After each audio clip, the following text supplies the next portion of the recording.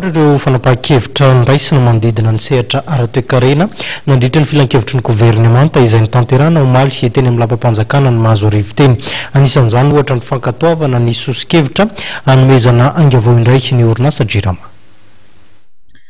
Raha nitatitry ny filan-kevitry ny governemanta izay nitanterahana omaly teny amin'ny lampam-panjakana teny Mazoarivo dia nankatoavana eo anivon'ny ministeran'ny tedi-bola sy ny fitantanam-bola ny drafitra navotana ny orinasa JIRAMA.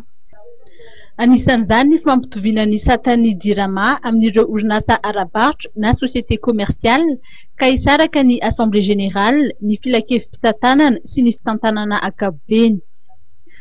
Voatsela ihany koa no nambara fa misy ny vokatra herinaratra izay tsy amidy antsoina hoe production non vendue hatrany amin'ny 450 000 mégawatts. Tokony amidy anefa io vokatra io izay mitetina 710 miliara ariary ihany. Ny fampiasana ny fioul fa tsy ny gazoil dia ahafahana manena ny tahan'ny famokarana herinaratra raha ny voalaza nandritry ny filan-kevitry ny governemanta. Ezahana ihany koa ny hiala tsikelikely amin'ny famokarana herinaratra mampiasa solika izay ilana famoaham-bola be fa tokony hitotika tsikelikely amin'ireo angovo azo avoazina isika. Tafiditra anatin'ny drafitra ihany koa ireo vola atokana ho fametrahana ny compteur prépayé eny anivon'ireo ministera, hisorohana ny vola tsy voaloa mitamba be na ny arriéré sy ny fanarenana foto-drafitr'asa samihafa toy ny fampitaovana eny mandro-seza. Nankatoavana nandritry ny filan-kevitry ny governemanta teny Mazoarivo ihany koa ny fangatahana fanohanana eny anivon'ny SFI na ny société financière internationale ho fanatsarana ny tontolon'ny fandrarahana eto Madagasikara. Nankatoavin'ny SFI ny fangatahana fanampiny ho fanatsarana ny fifandraisana eo amin'ny fanjakana sy ny sehatra tsy miankina.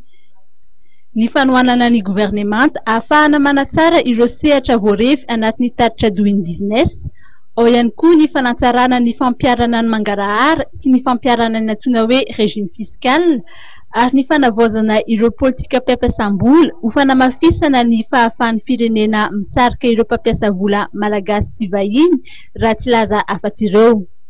Naneho ny fahavononan'ny SFI anitatra ny asany, ny fampiasam-bola sy ny fanohanana hoentiny sy hoentin'ny banky iraisam-pirenena eto amintsika. Ny tetikasa dia ampidirina anatin'ny antsoina hoe projet pôle de croissance izay volavolaina ankehitriny ary hoentina ankatoavy ny filan-kevim-pitantanan'ny banky iraisam-pirenena sy ny governemanta malagasy afaka volana vitsy.